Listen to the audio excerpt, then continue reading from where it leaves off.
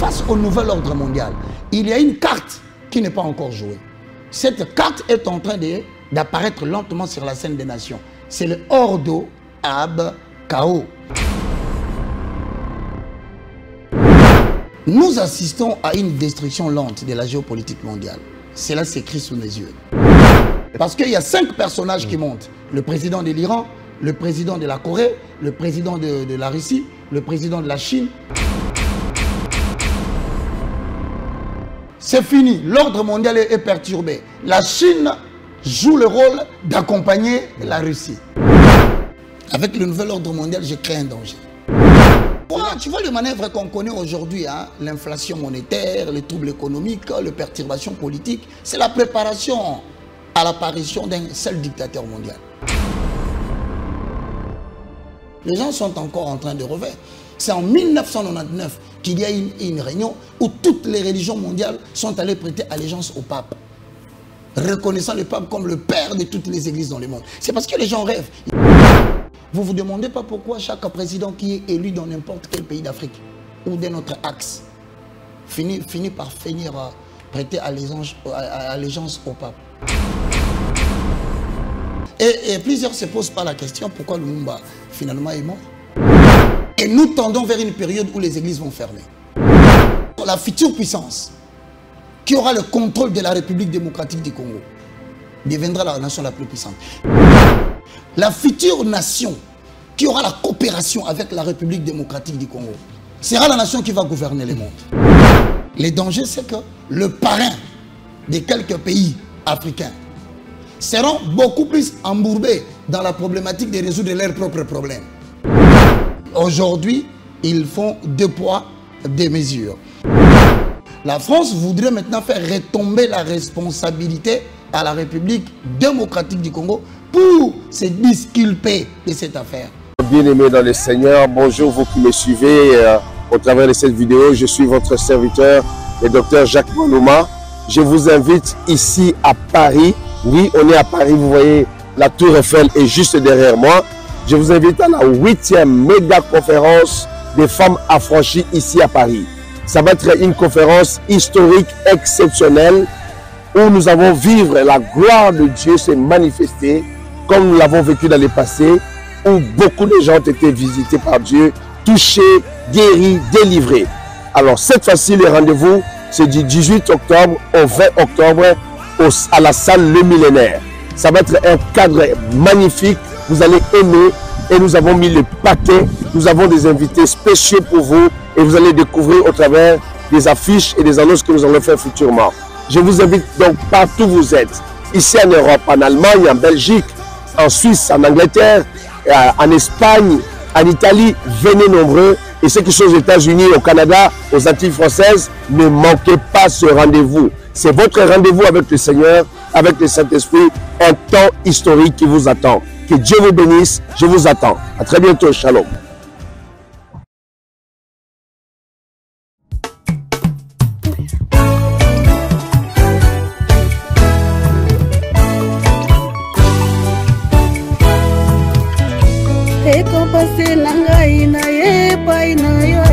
Papa nangai kolo nazosenga na yo makanisi elingai namoni mabe nangai zambe nangai papa nazokosenga na yo na mabe nyonso nasalaki papa limbisanga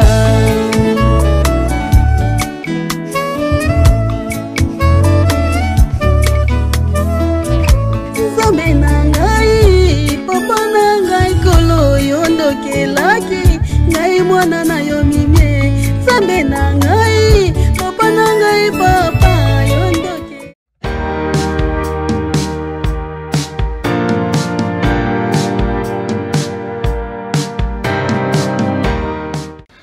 Bienvenue madame, mademoiselles et messieurs à ce 108e numéro Sur le chemin de la vérité, votre magazine qui essaye de décrypter, d'analyser, d'étudier toutes les questions qui touchent à la société dans un aspect ou dans une approche socio-religieuse. Aujourd'hui, nous allons parler de la RDC face au nouvel ordre mondial. Cette théorie qui s'impose sur tout le monde. Hein. Donc, on va essayer de comprendre cela avec notre invité habitué de ce plateau, l'évangéliste, le moindre de tous, Roger Baka, à qui nous disons bonsoir et bienvenue. Bonsoir à Rémi Kalogi. Bonsoir à vous qui nous suivez à partir de la maison. C'est une grande joie pour moi de revenir sur le chemin de la vérité. Et je remercie toute l'équipe technique et surtout ceux qui vont disposer de leurs oreilles, de leurs yeux pour qu'ils puissent nous suivre tout au long de cette émission. Veuillez trouver quand même une édification. Voilà, Monsieur Roger Baka, merci une fois encore de répondre à notre invitation. Hein. Vous êtes devenu aujourd'hui comme une bibliothèque, comme une source d'information. Merci. Et nous vous félicitons. Hein. Nous merci vous félicitons. Beaucoup. Vous passez dans plusieurs plateaux, sur plusieurs plateaux, pour édifier, pour interpeller, pour informer, hein, donc pour attirer un peu la sonnette d'alarme, surtout pour ce qui concerne notre nation. Aujourd'hui, nous allons parler de la RDC face à cette théorie qui est le nouvel ordre mondial. Nous avons vécu, il y a quelques jours ici, les sommets des Nations Unies. Il y a eu le sommet Chine-Afrique, il y a eu le sommet de la francophonie.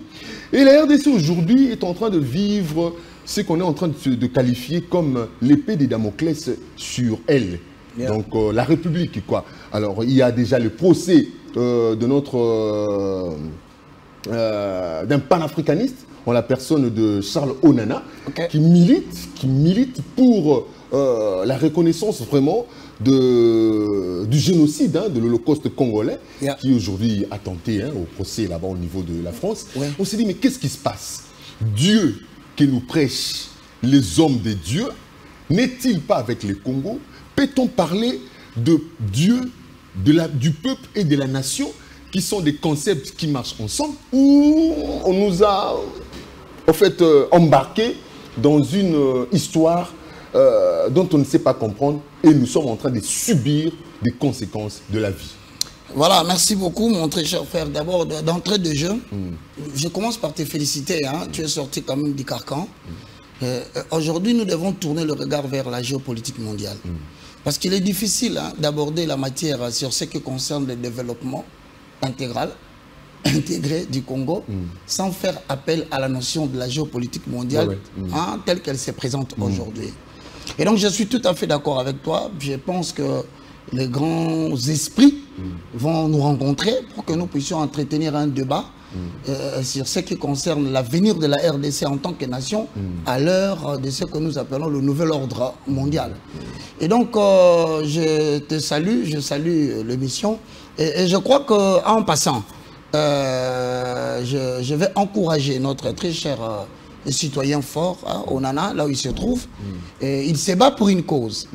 Il faut que tout le Congolais le sache. Le contenu du livre Holocauste parle essentiellement d'un problème réel. À qui revient la responsabilité de plus de 20 millions de morts à l'est de la République démocratique du Congo? Tout le monde doit le savoir. Nos enfants doivent le savoir. Pourquoi? Parce que depuis plus ou moins 20 ans, 2 décennies, la RDC est en train de subir une guerre à l'est injustement imposée.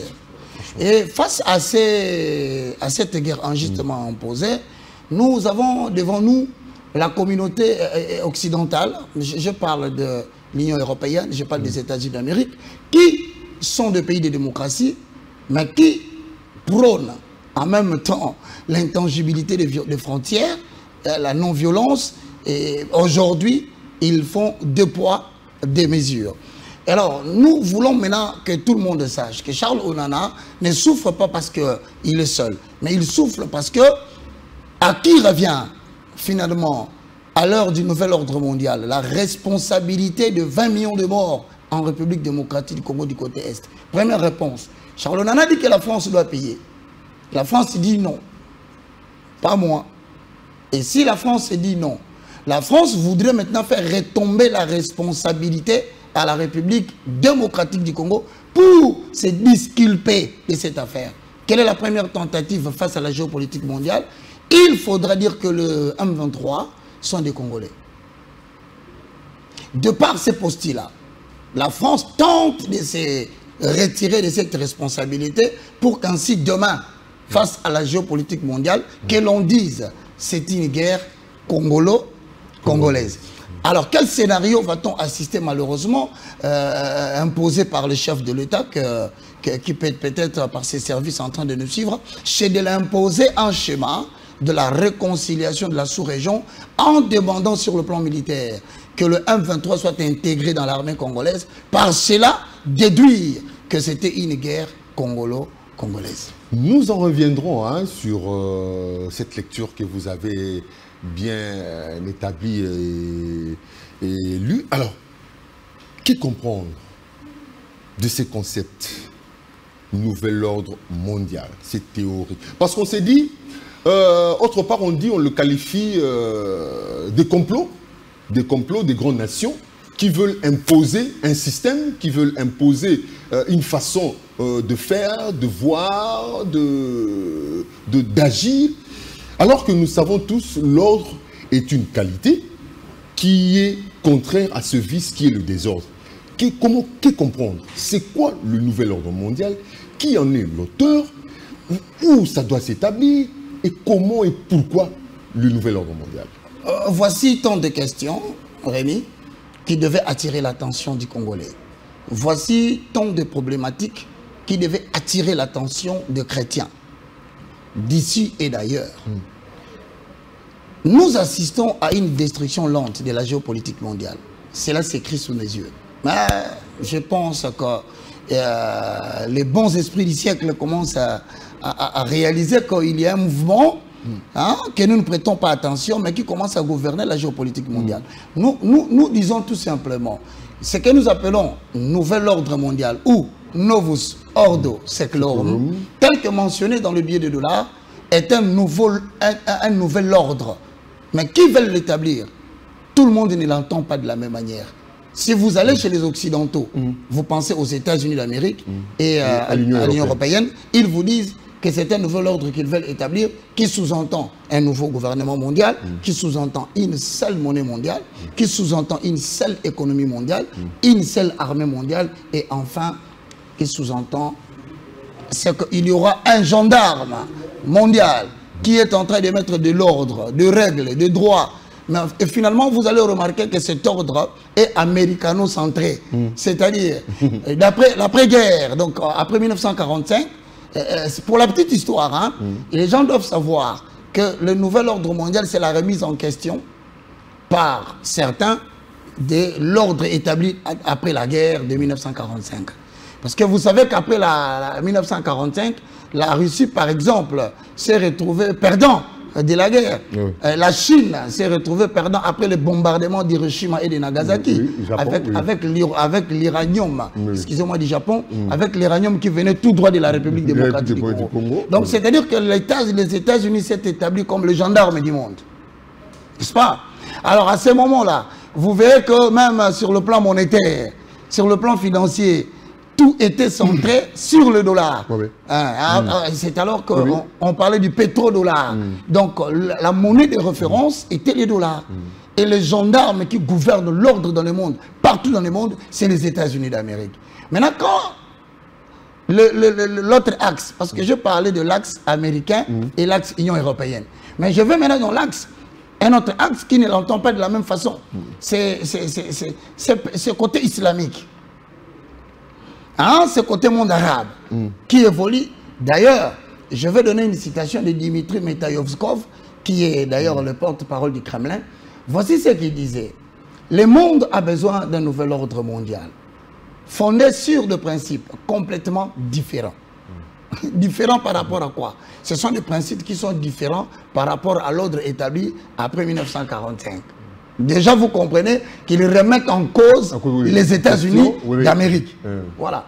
Deuxièmement, un nouvel ordre mondial, mon cher Rémi, fondé sur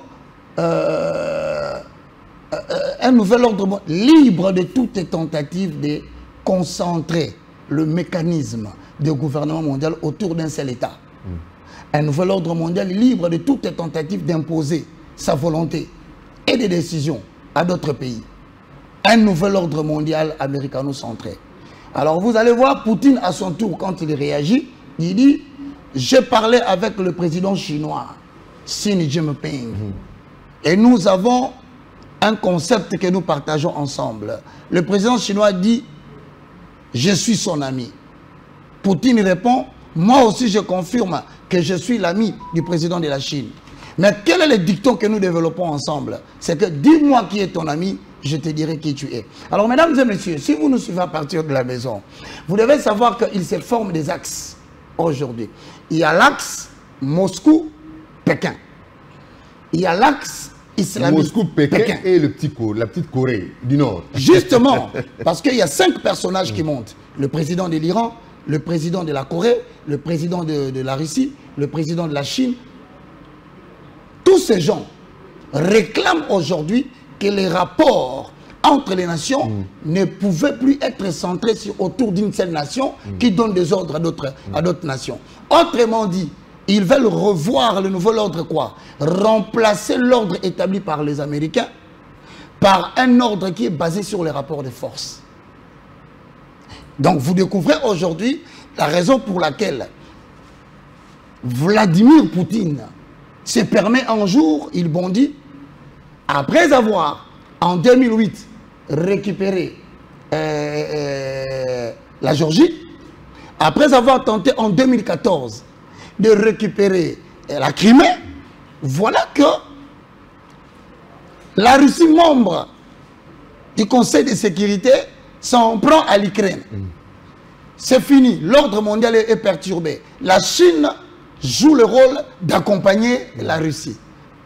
Qui va décider sur la situation? Il n'y a plus personne. Les rapports de force sont établis. La Chine joue le rôle de garde-fou, quoi. Mais la Chine, non, mais la Chine appuie totalement la Russie. Pour protéger la Russie. Voilà. Au cas où je suis là. Or, ce sont des États qui sont des membres du Conseil de sécurité. Oui. Alors, le Conseil de l'ONU a perdu ses repères à partir de ce moment-là. Parce que le rapport de force s'établit maintenant. Maintenant, vous allez remarquer, il y a la montée de l'islam qui, du côté BRICS, se disent, nous avons aujourd'hui nous aussi des rapports de force, nous pouvons faire tout. D'ailleurs, la conséquence c'est que le Hamas s'est permis un bon matin d'attaquer Israël et de commettre des massacres de masse. L'ONU a dit quoi? L'ONU a-t-il pris une décision? Israël s'est décidé de rétorquer avec violence, avec des bombardements. Jusqu'à ce jour, une année. Et nous allons tendre peut-être vers une année et quelques mois. Mais le Conseil des Nations Unies ne sait rien faire. Il commence à trouver des mécanismes pour soutenir Israël. C'est justifiant du fait que le Hamas, la bande de Gaza, a commencé, c'est eux qui ont commencé le premier, ces désordres. Il ne faut pas oublier, il y a aussi vers certains États européens, il se développe maintenant une méfiance en termes informationnels. Vous avez des États de l'Europe qui aujourd'hui se disent, nous ne sommes plus d'accord avec le système démocratique. Tout ça forme... Ça doit être repensé, la démocratie. Repensé pourquoi? Parce qu'on commence à croire qu'il y a quand même des États très démocratiques tels que le Canada, on parle de Brésil, on parle des autres nations. Mais il y a des nations qui sont à la fois démocratiques et pas très démocratiques. Les États-Unis. Mais quelque part aussi, on peut dire que la démocratie aussi, c'est la dictature de la majorité. Nous en arrivons au point où on commence à se poser la question si la démocratie telle qu'enseignée par les États-Unis, qui d'ailleurs, on estime que Donald Trump avait gagné les élections, mais on a donné à Joe Biden. Et 70% des Américains sont d'accord que c'était une tricherie. Vous voyez la notion de la démocratie enseignée par ceux qui nous donnent des leçons, si est remis en cause. Attention Rémi, vous verrez par exemple la Corée, vous avez la Chine, ce sont des pays apparemment autocratiques. Mais qui commencent à se dire aujourd'hui, nous aussi nous avons le droit de dire un mot sur la situation mondiale. Mais regardez leur système politique, c'est pratiquement une dictature. Nous pouvons bien les critiquer, mais ils ont décidé de s'associer. Et lorsqu'ils se sont associés, nous nous retrouvons devant deux blocs, le bicéphalisme maintenant de la direction mondiale. Les États-Unis, accompagnés par l'Union européenne, et quelques pays africains, excuse-moi, quelques pays africains qui bénéficient du protectorat de ces nations-là. Mais nous avons de l'autre côté la communauté des BRICS, qui représente aujourd'hui plus ou moins 40 à 49% du PIB mondial. Ils ont leur propre monnaie qu'ils sont en train de mettre en valeur. Aujourd'hui, dans le marché de l'économie, vous n'allez pas jouer avec le BRICS. Pourquoi? Parce qu'un pays autocratique, Rémi, comme la Chine, je dis bien autocratique, mais qui a développé un mécanisme miraculeux avec la dictature qui s'est fait là, c'est le pays qui possède l'économie la plus forte aujourd'hui dans le monde. Comment vous expliquez ça? Cela a de l'influence sur le pays africain et il se propose aujourd'hui de parrainer l'Afrique. Bon, dans tout ça, qu'est-ce que nous pouvons comprendre? Nous comprenons que la géopolitique mondiale est en train de changer et qu'il y a de nouvelles nations qui se réclament aujourd'hui d'être des nations de puissance régionale, voire même mondiale, et qui veulent participer maintenant aux décisions qui engagent l'avenir des nations. Alors, qu'est-ce qu'on va avoir comme réaction après? Nous sommes en train d'analyser maintenant. Et nous disons quoi? Que face au nouvel ordre mondial, il y a une carte qui n'est pas encore jouée. Cette carte est en train d'apparaître lentement sur la scène des nations. C'est le Ordo Ab Chaos. C'est-à-dire, qu'est-ce qu'ils veulent? Les Américains veulent que toute personne qui gouverne ou qui a une certaine parcelle d'impérium d'un État en Afrique et partout dans le monde doit être une nation qui tourne autour des États-Unis d'Amérique. Mais pour que les États-Unis d'Amérique avec l'Europe subsistent avec cette nouvelle ordre mondial, ils ont besoin des États ennemis. Donc, il faut savoir que l'Amérique se crée lui-même des États ennemis. Ils disent non, la Russie est un État ennemi. La Chine, avec la manière dont ils Dans la thèse et l'antithèse en même temps. En fait, c'est pour justifier la violence. C'est pour justifier l'installation du nouvel ordre mondial. Parce que sans adversaire, finalement, vous êtes quoi? Vous êtes rien. Et face à cette adversité, Poutine dit, vous n'avez pas le droit de nous donner des ordres. La Chine a dit, vous n'avez plus le droit. À l'époque de Donald Trump, Rémi, tu vas te rappeler, la Corée du Nord a tenté de menacer les États-Unis d'Amérique. Première fois dans l'histoire de l'humanité. Il dit, je veux faire disparaître les États-Unis d'Amérique de la carte. Pourquoi? Parce que la Corée possède la bombe nucléaire. Poutine possède aujourd'hui la bombe nucléaire. Ne vous y trompez pas, Iran veut obtenir aussi la bombe nucléaire. Bon, face à cette réalité, une question se pose. Pour la fabrication de bombes nucléaires, vous avez besoin de quelle matière première? L'uranium. Et vous avez besoin de comprendre aussi que l'uranium, à 70%, la réserve mondiale se trouve en République démocratique du Congo. Avec une forte teneur. Maintenant, on se pose la question, pouvons-nous qualifier le Congo comme une nation mondiale? Une puissance en devenir? Parce que ça s'appelle minerai stratégique et militaire. Stratégique pourquoi? En termes de concentration. Militaire pourquoi? Lorsque vous utilisez bien cette matière première, vous avez la capacité de fabriquer des bombes atomiques. Alors la RDC peut-elle aussi participer dans le concert du nouvel ordre mondial? Voici la problématique. Mais ceux qui nous suivent à la maison, ne croyez pas que nous sommes seulement géopolitiques. Non, nous avons ici une vision que j'appelle apocalyptique, une vision de révélation, parce que cela est bien établi dans la prophétie du prophète Ézéchiel. C'est là où nous entrons maintenant, un bel récit, beau récit, je peux dire comme ça, bel sang, hein, avec un seul L. Merci beaucoup, merci beaucoup. Pour nous introduire dans le vif de notre sujet, alors, à l'introduction, je parlais de jeu, de schéma. Voilà.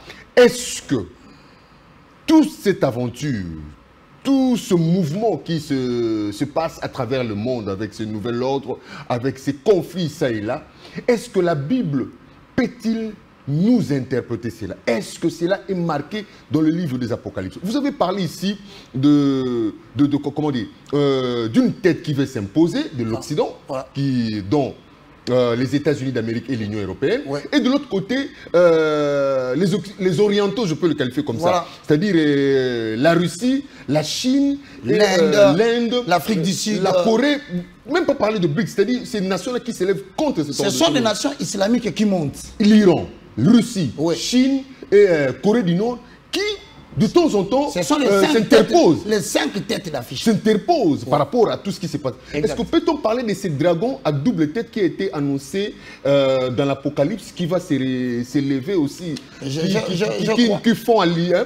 qui font comme une illusion, hein, oui, comme s'ils sont en contradiction alors qu'ils ont le même corps. Vous savez... Parce que dans tout ça et tous, ils proclament... Je crois qu'avec Chemin de la Vérité, nous allons nous proposer un schéma. Pour éclairer la lanterne de nos concitoyens, nous allons axer notre attention un jour sur Apocalypse 13. Parce que dans Apocalypse 13, vous avez 2 bêtes. Apocalypse 13, 1, c'est la première bête qui monte de la mer. Apocalypse 13, 11, vous avez la deuxième bête qui monte de la terre. C'est deux bêtes différentes. La première bête, elle monte de la mer. La deuxième bête, elle monte de la terre. C'est la fameuse bête de la terre dont parle Macron quand il vous dit que la bête de l'événement est là. Ça, c'est autre chose. Et lorsque vous dites la bête qui monte de la mer, ça, c'est un autre pouvoir. Mais vous allez remarquer le pouvoir de la mer. Dans Apocalypse chapitre 13, le verset 1, 2, 3, on nous parle d'un pays à 7 têtes. Le pays à 7 têtes est au-delà de la mer Méditerranéenne. Ça, c'est l'analyse eschatologique. Dans cette bête qui monte de la mer, on nous montre qu'il y a un pays à 7 têtes. Or, vous savez que l'Italie est appelée le pays de 7 montagnes. Autrement dit, il y a un pouvoir mondial qui sort du Vatican. Mais le Vatican ne va pas exercer ses pouvoirs. Et vers le verset 11, on dit la deuxième bête exerçait son pouvoir devant la première. Autrement dit, posez-vous la question, ça c'est entre nous, je demande aux gens qui sont plus intelligents que moi de l'analyser. Vous ne vous demandez pas pourquoi chaque président qui est élu dans n'importe quel pays d'Afrique ou de notre axe finit par prêter allégeance au pape. C'est un alignement. Autrement dit. Que dit la Bible face à cette situation? La Bible dit... Est-ce un schéma déjà élaboré, bien conçu, pour que les générations futures viennent vivre, subir tu vois le manœuvre qu'on connaît aujourd'hui, hein? L'inflation monétaire, les troubles économiques, les perturbations politiques, c'est la préparation à l'apparition d'un seul dictateur mondial. C'est une préparation. C'est-à-dire que tout ce que nous voyons comme des crises financières, économiques, politiques, non, ce sont des préambules de la venue d'un seul dictateur mondial devant qui les nations vont céder leur souveraineté. C'est à cela que Poutine ne veut pas céder. C'est à cela que la Chine ne veut pas céder. C'est à cela que la Corée, l'Iran ne veulent pas céder parce qu'ils sont au courant de cette information. Vous savez, aujourd'hui, vous allez en France, les débats tournent autour de ce que nous sommes en train de parler aujourd'hui. Et moi, je te rappelle que si tu rentres dans le livre d'Ézéchiel, chapitre 38, Ézéchiel 39, vous verrez, ça c'est l'axe justement qui s'oppose à Apocalypse chapitre 13, le verset 1, la bête qui monte de la mer. Je répète aujourd'hui, lorsqu'on dit que la bête qui monte de la terre avec des cornes, là on dit les deux axes sur lesquels il va se concentrer. C'est l'angle religieux et l'angle politique. C'est-à-dire nous aurons une seule religion mondiale, telle qu'est prônée par le pape déjà qui l'a dit, et aussi le nouvel ordre politique. Oui, mais l'écuménisme, c'est ça. Non, l'humanisme, la nouvelle religion. Bon, la nouvelle religion, c'est... Pour donner la liberté à l'homme, l'humain doit se définir tel qu'il est consent. Oui, mais quelle est la notion principale de cet humanisme? C'est que, a priori, nous aurons une seule religion mondiale qui consiste en quoi? Tu peux appartenir à ta religion, mais aussi mélanger avec les mouvements philosophiques. C'est à peu près ce qui veut dire le New Age. Voilà. Le New Age veut dire tout simplement, Rémi peut être à la base chrétien, mais il appartient à un mouvement philosophique qui ne sont pas dichotomiques, qui peuvent marcher ensemble. Je vais essayer de t'expliquer. C'est-à-dire que tu peux être à la fois chrétien avec les fondements et la doctrine chrétienne, mais avec comme mouvement philosophique associé la franc-maçonnerie. Tu peux être de l'écancard. Donc ce qui veut dire aujourd'hui, l'on considère le christianisme primitif comme étant une dictature. Donc on doit atténuer la force du christianisme au point de révisiter la Bible pour dire que certaines notions commencent à devenir vétustes. Les réalités ne sont plus les mêmes. Oui, le monde a évolué. Le monde a évolué. Voilà. Donc quand vous dites par exemple que les efféminés n'hériteront pas le royaume des cieux, c'est quand même discriminatoire. Et ils veulent que vous puissiez commencer à comprendre. La notion du genre. Aujourd'hui, on a la notion du genre, le pédérasme, l'homosexualité. Il ne faut pas mentionner des termes tels que les efféminés n'hériteront pas. Vous pouvez dire, dites autre chose, mais pas ça. Tu vois, ça c'est la nouvelle religion mondiale. Et déjà, c'est tracé. Je te dis, en 1999, les gens sont encore en train de rêver. C'est en 1999 qu'il y a une réunion où toutes les religions mondiales sont allées prêter allégeance au pape. reconnaissant le pape comme le père de toutes les églises dans le monde. C'est parce que les gens rêvent. Ils devaient commencer à... Oui.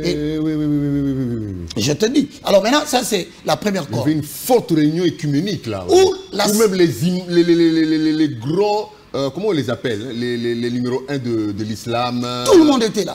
Même les hindous. Tout le monde était là. Tout le monde était là. Par conséquent... Je pense que la réalisation va nous retrouver les images pour l'illustration. Oui, par conséquent, vous allez remarquer que pour la première fois dans l'histoire du monde, l'Église catholique est allée chez les Arabes. Le premier imam du monde. Aujourd'hui, je peux vous rassurer, dans le monde arabe, il existe une cathédrale nommée cathédrale islamique Sainte-Marie, où l'on nous informe déjà que l'islam est en train de fusionner avec le catholicisme. Ça, c'est la bête avec deux cornes. Et l'autre angle, c'est politique. Quel est l'angle politique? Ça veut dire tout simplement ceci. À un moment donné, ne peut obtenir un certain pouvoir d'impérium et diriger une nation que celui qui reconnaît qu'il a comme autorité politique les États-Unis d'Amérique, soutenus par le pape, l'Italie, et par l'Union européenne. Alors maintenant, c'est là où les choses se jouent. Il y a des nations qui refusent cet alignement et disent qu'aujourd'hui, les rapports de force démontrent que la Russie est devenue une nation puissante militairement parlant. La Chine est devenue une nation puissante. Les Corées, la même chose. Nous ajoutons à cela l'Iran. Et il ne faut pas oublier, mesdames et messieurs, si vous nous suivez à partir de la maison, qu'il y a, par exemple, la Turquie, qui, petit à petit, commence à s'imposer dans le monde. Alors, voilà ce que nous avons. Vous allez remarquer que des guerres se font dans le monde et il n'y a aucune décision. Il faut qu'on comprenne cela. La Russie a attaqué l'Ukraine. Il n'y a rien qui se dit dans le monde. Ça inquiète tout le monde. L'Europe s'est ralliée du côté des États-Unis d'Amérique et soutient finalement l'Ukraine. Vous avez Israël aujourd'hui bombardé par plusieurs pays arabes. Mais je constate qu'il y a quand même quelques dislocations parmi les communautés de BRICS. Par exemple, il y a l'Argentine, il y a l'Inde qui refuse cette agression vis-à-vis d'Israël. Vous avez d'autres pays arabes qui acceptent le traité qu'on appelle d'Abraham, en accord avec Genèse chapitre 12. Vous avez le Soudan. Vous avez là le Maroc, l'Arabie Saoudite. Il y a des nations qui ont refusé d'attaquer. Maintenant, qu'est-ce qui se passe, mon frère? Rémi, ce qui se passe, c'est qu'il y a quelques pays d'Afrique dont le président était totalement soutenu par l'ordre après la guerre de 1945. Donc, il y a des Américains, il y a des Européens qui utilisent quelques présidents africains, notamment en les poussant à manipuler, à mal utiliser les richesses souterraines ou minières de leur pays au profit du développement de l'Europe. Maintenant, ces présidents-là se retrouvent abandonnés parce que pour l'instant, personne ne donne de l'ordre au monde. Raison pour laquelle je crains un danger. Avec le nouvel ordre mondial, je crains un danger. Le danger, c'est que le parrain de quelques pays africains seront beaucoup plus embourbés dans la problématique de résoudre leurs propres problèmes. Mais c'est aussi bénéfique pour l'Afrique. Quand je parle, tu vois, Assimi Goïta. Qui croyait que Assimi Goïta pouvait aujourd'hui faire un coup d'État et vivre plus longtemps qu'il vit? Parce que l'ordre établi après 1945 était autre. La France avait des relations particulières, non pas avec les pays d'Afrique, mais avec l'Afrique. C'est la fameuse problématique qu'on appelle France-Afrique. Ouais. Et tu connais la méthode. Tout président africain ou tout leader africain qui veut s'affranchir de la dictature de l'Europe et des États-Unis est appelé à disparaître. Simplement à disparaître. Pour le cas d'exemple, leader Patrice Emery Lumumba. Il meurt. Et plusieurs se posent pas la question pourquoi Lumumba finalement est mort. Parce que Lumumba a signé un pacte des États-Unis, du Ghana et de la RDC avec Kwame Nkrumah. Et l'Europe a mal reçu cela. On l'a éliminé. Aujourd'hui, au moment où nous parlons, en 1987, si je ne me trompe pas, vous connaissez notre fameux frère Thomas Sankara, le panafricaniste, éliminé par Blaise Compaoré, son propre frère. Tous les panafricains, les nationalistes, aujourd'hui, sont en attente de la solution qui va sortir entre les États-Unis d'Amérique et l'Europe et la Russie. Finalement, nous attendons. Et pendant cette période, personne ne sait se positionner. Vous demandez au président de Brazzaville ici, Denis Sassou Nguesso, il vous répond qu'il n'est pas pour l'agression de Poutine. Mais pourquoi les gens ne se positionnent pas? Parce que toute position que vous prenez engage votre avenir et engage l'avenir de votre président. Kadhafi est parti pourquoi? Parce que Kadhafi lui voulait les États-Unis d'Afrique. Éliminer. Vous quittez musée nationaliste. Éliminer. Bon, maintenant moi je me pose la question. Tel que nous sommes en train d'aborder cette matière, essayez un peu d'aller plus loin avec le chemin de la vérité. Y a-t-il une question qui concerne la RDC? Parce que tous ces éléments que nous venons d'aborder de manière superfétatoire, superficielle, devaient être abordés de manière très profonde. Voilà, cher Roger Baka, mon frère. Nous revenons pour déjà chuter dans cette émission. Maintenant, la RDC. Parce que jusque-là, je me dis, la Bible, apparemment, est restée muette. Non, la Bible elle a parlé ne fait plus rien. Je pense qu'on va Parce que dans la Bible, dans la prophétie, la volonté de Dieu, on dit Dieu est amour. Yeah. Dieu voudrait que les gens vivent en communion. Dieu voudrait que les gens vivent en harmonie. Tu aimeras ton prochain comme toi-même. Tu aimeras ton Dieu de tout ton cœur. Mais qu'est-ce qui se passe? Ceux-là qui nous ont apporté cet évangile, ceux-là qui nous ont apporté ce livre rempli d'amour, de beaucoup d'événements historiques qui nous enseignent, et des fois des événements qui arrivent. Des fois les gens se posent des questions pour dire, ah, est-ce que ce n'était pas prémédité? La Bible, on l'a écrit, on nous enseigne, et maintenant les événements arrivent parce que ceux-là qui nous avaient amené la Bible, ceux-là qui avaient écrit ces histoires-là, ces prophéties-là, avaient déjà dans leur prémonition, dans leur consentement, établi les choses vont se faire comme ça, comme ceci, comme cela. Parce que lorsque vous dites, même les États-Unis, on l'a compris déjà, qui est en train quelque part de se créer lui-même des ennemis. Il a façonné des États. On peut, je dis, prenons les cas de l'Irak. Les États-Unis étaient derrière l'Irak face à l'Iran. Colin Powell. Tu sais comment il est arrivé à provoquer la violence en Irak? Colin Powell a tout simplement blandi une fiole de sodium à la télévision.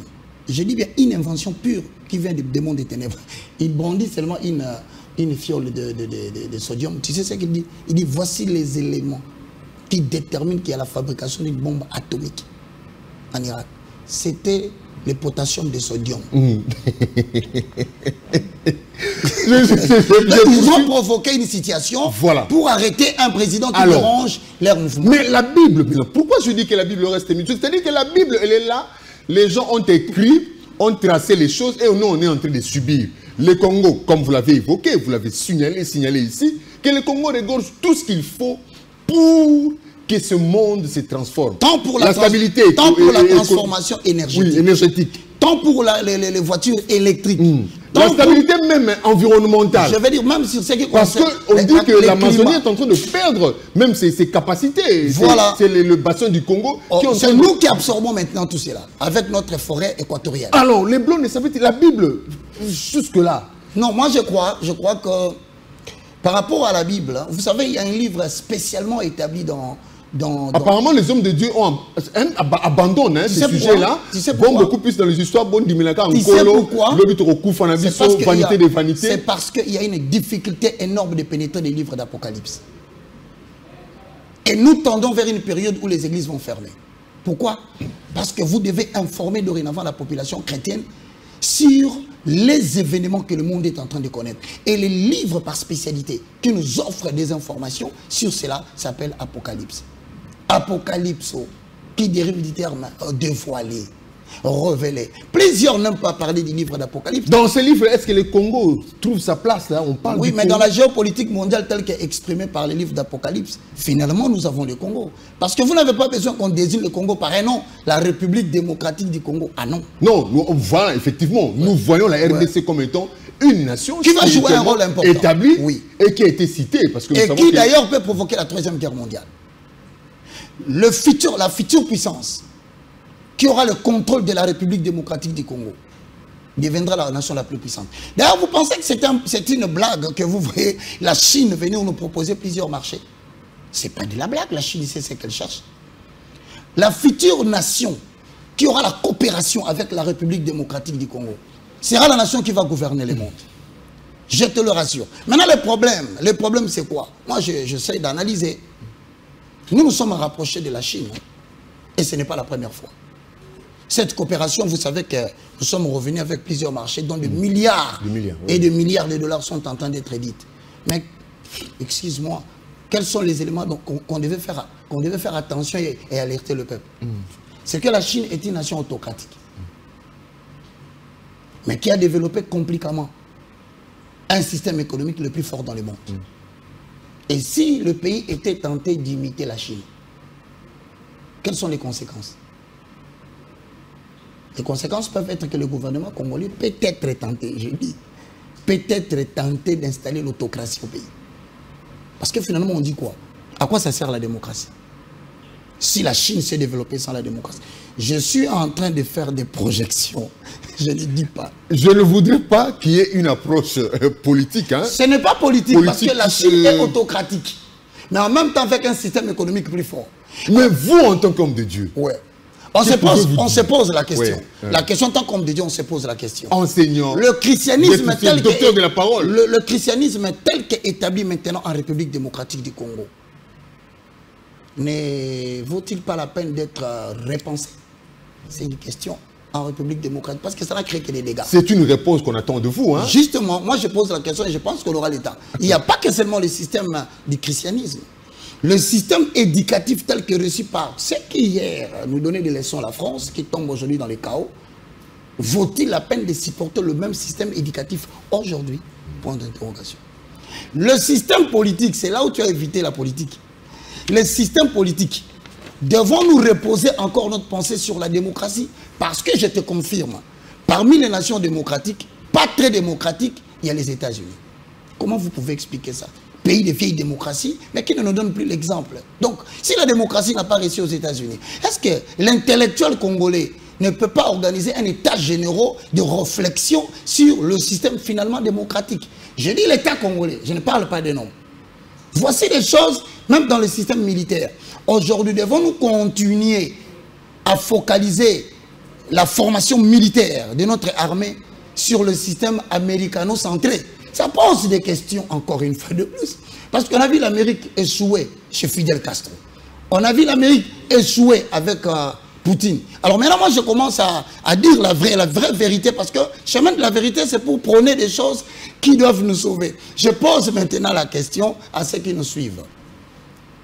Puisque nous collaborons aujourd'hui avec le système de coopération RDC-Chine, que peuvent être les implications? Vous savez, le président Macron nous a déshonorés. Hein. J'espère que vous avez appris que le président... Oui, on a tous été frustrés. Bon. Mais vous savez, après, qu'est-ce qu'il a dit? Dans la diplomation, on dit qu'il n'y a pas d'amis. Hein. Il n'y a que des intérêts. Hein. Alors, quel est l'intérêt? Ah, ouais, quel est l'intérêt de la RDC vis-à-vis de la France? Quel est l'intérêt de la RDC vis-à-vis des États-Unis d'Amérique? Quel est l'intérêt de la RDC vis-à-vis principalement de la France-Afrique? Pourquoi continuons-nous à garder ces relations? Parce que jusqu'au jour d'aujourd'hui, les États intelligents, les États prudents ne prennent pas position. Parce qu'on ne sait pas qui va gouverner le monde demain. L'État, la population est là. C'est la population qui élit ses dirigeants, ouais, ses gouvernants. Alors vous, les hommes de Dieu, ouais, vous qui contrôlez, vous qui dirigez, parce que la population aujourd'hui a beaucoup plus confiance à vous, en vous, les hommes de Dieu. Alors, quel devrait être votre narratif? Bon. Quel devrait être votre comment dire, approche? Que devez-vous donner à cette population pour qu'ils se préparent et qu'ils se tiennent debout face à cet ordre qui s'établit, un désordre qu'on peut dire, mais qui est mis en ordre par une certaine catégorie d'États, de nations? D'abord, je prépare la population à savoir que l'Église n'existe pas pour l'abondance matérielle. J'essaie de rappeler certaines personnes que l'Église existe pour préparer une catégorie de personnes à hériter dans certains royaumes établis par notre Père fondateur, Jésus-Christ de Nazareth. Ça, je ne cesserai jamais de le dire. Donc l'Église doit se préparer un jour, il y aura enlèvement. Et que nous devons nous comporter de manière digne et saine. Nous savons que tous ces enseignements, je vous ai laissé dans le monde, vous n'êtes pas du monde. Mais nous vivons dans le monde, priez pour les pays dans lesquels je vous ai établi. Voilà car votre bonheur en dépend. Voilà. Mais si les Congos est étouffé. Voilà maintenant. à cette époque, en ce stade ici, quelle est la prophétie? Ayant parlé de la communauté spécifique des Ecclésias, je vais maintenant dans la nation de manière générale. La République démocratique du Congo doit réfléchir sur son système démocratique. Je le répète. À l'heure de la mondialisation qui a déjà englouti des nations, nous n'avons plus le droit de dormir et de continuer à croire que le miracle viendra du président. Donc, des nations exemples, il n'y en a plus. Donc, il n'y en a plus. Nous devons repenser notre façon de faire la politique. Je te le dis, aujourd'hui, tu vas en Europe, tu poses la question aux gens, ils vont te dire qu'ils ne font pas confiance. Oui, les concepts ont perdu leur sens. Démocratie, on ne sait même pas comprendre. Les États-Unis, à sa façon de faire la démocratie. La grande partie de la population ne croit plus aux élections, ni aux résultats des élections. Ce n'est pas seulement en Afrique, mais avec les pays qui nous ont enseigné la démocratie. Maintenant, à ce point-là, nous nous posons la question. Nous, Congolais, devrions-nous continuer à croire à la démocratie et aux résultats déclarés par les élections? C'est une question. Moi, je suis un homme de Dieu, je ne peux pas vous imposer. D'où la nécessité d'un référendum. Excuse-moi. Voilà, on nous fait signe que nous sommes arrivés vers la fin de cette émission avec l'évangéliste Roger Baka. Ça ne finit toujours pas, on a toujours envie de l'entendre, de l'écouter parce que il y a beaucoup à dire et beaucoup à apprendre. Alors pour ce soir, parce que nous avons repris avec notre démarche, de temps en temps, vous allez revenir, puis surtout avec ces sujets sur l'Apocalypse, les deux bêtes. On doit vraiment en parler et comprendre comment circulent les mots. Parce qu'aujourd'hui, nous parlons de Dieu, nous parlons de peuple et nous parlons des nations. Est-ce que réellement, les nations territoriales telles qu'établies actuellement, politiquement parlant, est-ce que ce sont des nations qui doivent espérer aussi à cette gloire ou bien à cette manifestation divine? Question mark. J'ai une conclusion très pas bon, mais les gens doivent me supporter. Je parle en tant que citoyen, appartenant à Dieu, à Jésus-Christ, mais aussi en tant qu'un averti. Un patriote, un citoyen aussi. Un citoyen. Si je me réfère aux propos de Dimitri Metaïovski, qui est le porte-parole du Kremlin, l'ordre mondial n'existait plus. Par conséquent, l'ordre qui est établi sur le rapport de force. Comme vous l'avez dit, Abkao. Voilà. Ordre Abkao, c'est-à-dire si vous résistez au nouvel ordre mondial tel que les prônent ces gens-là, ils vont installer les désordres. Toute nation qui veut se construire en voulant s'affranchir du dictat européen sera appelé à disparaître. Je pense que vous l'avez compris. Hein? Ouais. Si vous voulez établir de l'ordre chez vous là, différemment de leur ordre, vous êtes appelé, ordre Abkao. Ils vont s'aimer les désordres. À bon entendeur. C'est-à-dire, ils vont dynamiter votre monnaie, perturber votre économie. D'ailleurs, vous voyez l'augmentation des prix. Les gens disent toujours c'est la rareté des biens, il n'y a pas la production. Oui, je suis d'accord, ça je ne peux pas contredire. Mais est-ce que vous ne pensez pas qu'un jour, vers les frontières de Lufu, de Kasumbalesa, de l'Est, on peut influer sur le marché de la monnaie, une grande quantité de francs congolais fabriqués ailleurs? Pourquoi vous ne pensez pas à cela? Car l'abondance du franc congolais dans le marché fait perdre la monnaie sa valeur. Pourquoi vous ne pensez pas à cette guerre économique? Pourquoi vous êtes toujours axé sur le manque de production? Il n'y a pas de... Non, on peut nous dynamiter l'économie en mettant sur le marché de la monnaie une grande quantité de monnaie fabriquée ailleurs. Vous ne pensez pas à cela? C'est une option. Mais c'est une guerre encore aujourd'hui du nouvel ordre mondial. Est-ce que vous pensez aujourd'hui à la guerre bactériologique? Vous ne croyez pas à l'existence d'un certain nombre de vaccins qu'on peut envoyer dans la nation pour que des maladies se développent, afin que vous retourniez à l'Organisation mondiale de la santé qui fait partie du nouvel ordre mondial. Alors, en conclusion, mon frère Rémi, tu as abordé une matière très importante pour laquelle je connais moins, mais j'essaie de donner ma petite contribution. Croyez-moi, avec les rapports de force, je crains que demain l'Angola fasse union avec Brazza, fasse union avec le Rwanda ou l'Ouganda et déposséder la République démocratique d'une partie de son intangibilité des frontières. Vous savez pourquoi? Parce qu'aujourd'hui on vit sur base des rapports de force. Je crains, je le dis aujourd'hui, écoutez-moi très bien. Il n'y aura personne qui va donner l'injonction au Rwanda d'arrêter. Parce qu'on ne l'a pas fait avec Poutine. On ne l'a pas fait avec Israël. Ils sont eux-mêmes dans un conflit qu'ils ne savent pas jusqu'à présent comment ça va terminer. Donc nous nous dirigeons vers une période où les Kivu, si vous faites une blague, sera une partie des territoires qui habitera au Rwanda. Pourquoi? Basé sur les rapports de force. Alors nous devons dire aux autorités congolaises qu'aujourd'hui n'attendez pas que l'Union, l'Organisation des Nations Unies, condamne et envoie des militaires pour faire des représailles à ces nations-là. Non, c'est les rapports de force. Et donc, ayant compris cela, je demande à l'autorité politique, si vous n'ouvrez pas grand l'œil, le hors Abkao veut dire quoi? Il faut tuer les gens qui appartiennent ou qui vivent sous une partie du territoire qui détient un grand nombre de minéraux. Ainsi, vous allez exterminer cette race-là. Vous allez les remplacer par un peuple nilotique qui viendra prendre possession. Parce que devant la guerre, tout le monde prend la fuite. Mais quand vous prenez la fuite, cette partie des zones et des terres appartient dorénavant à qui? On doit commencer à comprendre aujourd'hui que l'ONU ne fera rien. Excuse-moi. La France ne fera rien. Développons notre capacité de représailles. Sinon, demain, c'est le Katanga qu'ils vont exiger. Si vous ne prêtez pas attention, ils vont faire une infiltration au Bas-Congo parce que déjà, ils possèdent une partie des terres.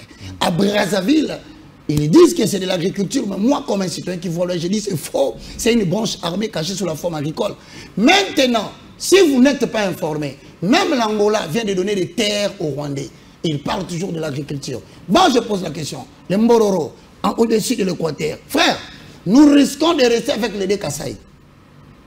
Nous risquons de rester avec le Bas-Congo, peut-être avec la province orientale du parti de l'Équateur. Réveillez-vous, réveillons-nous de notre sommeil, que les autorités prennent en considération le point de vue que nous sommes en train de mettre. Sinon, dans 2-3 ans, nous allons parler d'une autre histoire et nous n'aurons pas la même cartographie en République démocratique du Congo. Je dis et je dis que je vous remercie. Merci beaucoup, évangéliste Roger Baka, pour votre participation à cette émission. C'est moi qui te remercie. Vous nous avez apporté comme information. Nous sommes sur le chemin de la vérité. Vous avez une autre approche, une autre lecture par rapport à tout ce qui s'est dit ici. La porte est grandement ouverte. Les numéros des contacts s'affichent de temps en temps au bas de cet écran. Et surtout que je voudrais un peu aussi tirer votre attention sur ce passage dans notre Bible nationale, qui est la Constitution, qui dit que nous pouvons aussi céder une portion de terre pour l'unité africaine. Je me demande, est-ce que, parce qu'on ne le fait pas et on nous l'impose, parce que c'est un ordre qu'on nous a donné et on nous impose, mais nous on ne veut pas le faire, on ne nous soumet pas à l'Abkao, ordre Abkao. Ne sommes-nous pas déjà dedans? Vraiment. Voilà. Nous sommes arrivés à la fin de cette émission. Grande a été notre joie de vous l'avoir proposé. Nous avons été bien servis. Merci beaucoup à l'équipe technique. Henri Tumbonio, Jean-Paul Betambé, Patrick Nganga, Benjamin Boliki, Donatien Lutundula. Et voilà, avec vous tous, téléspectateurs qui nous avez prêté votre attention. On se retrouve prochainement pour un nouveau numéro, toujours sur le chemin de la vérité. Au revoir. Au revoir. Merci Rémi. Excellent, hein?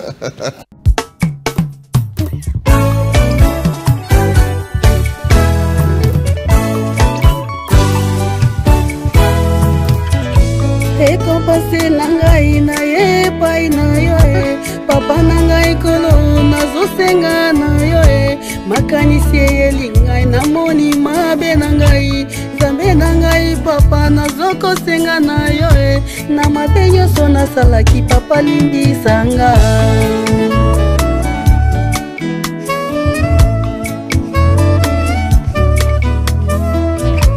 zambe nangai papa nangai kolo yondokelaki ngai mwana na yo mimie zambe nangai papa nangai papa yondokelaki ngai mwana na yo mimie nga nayebi ete nasalelaki yo mabe mingi soki koyeba mbele nasalaki yango te nga nayebi ete nasalelaki yo mabe mingi kozanga kotosa ememelanga etumbu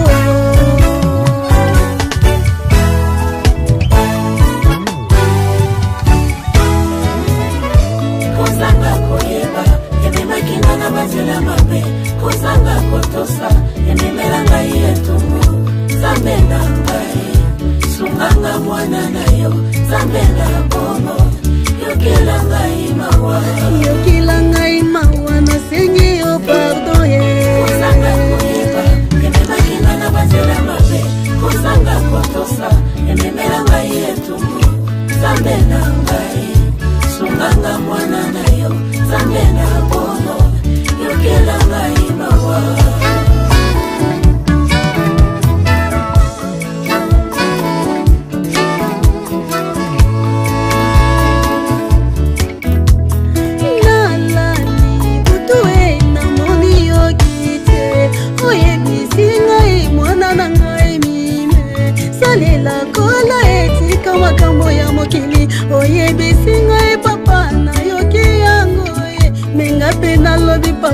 kotika ngai te nakokoka lisusu te sunganga mwana na yo pesanga makasi nalonga monguna kwete yo ndekolo ozali makasi na ngai Yesu na ngai sunga ngai mwana na yo papa na ngai sunga ngai nakweya te